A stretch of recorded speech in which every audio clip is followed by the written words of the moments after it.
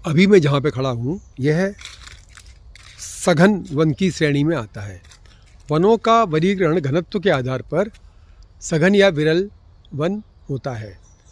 इसमें जो घनत्व है वो उसका आधार यह है कि जो छत्र के कारण पेड़ों के जो क्राउन रहते हैं उनके कारण धूप ऊपर ही रुक जाती है, लेकिन अब इसमें से कुछ धूप छनकर नीचे आ जाती है। तो जितनी मात्रा में नीचे धूप छनकर आती है उस आधार पर वनों का वर्गीकरण घनत्व के आधार पर किया जाता है।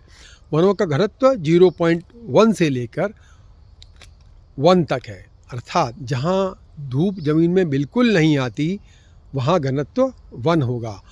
जो एवरग्रीन फॉरेस्ट रहते हैं वहाँ पर ऐसी स्थिति बनती है, परंतु जो मॉइस्ट डेसिडुअस या ड्राई डेसिडुअस क्षेत्र में मोस्टली 1 डेंसिटी नहीं मिलती है।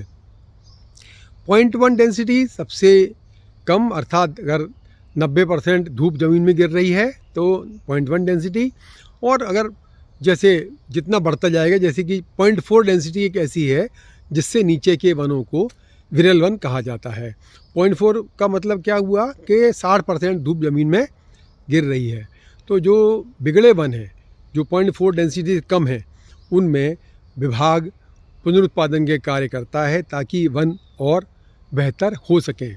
तो जो बिगड़े वन हैं उनको सुधार करने के लिए कार्य होता है, और अगर 0.4 से अधिक डेंसिटी के जंगल हैं तो उनमें विभिन्न विभागीय कार्य, जिसमें सिलेक्टिव फेलिंग भी शामिल है, वो किए जाते हैं।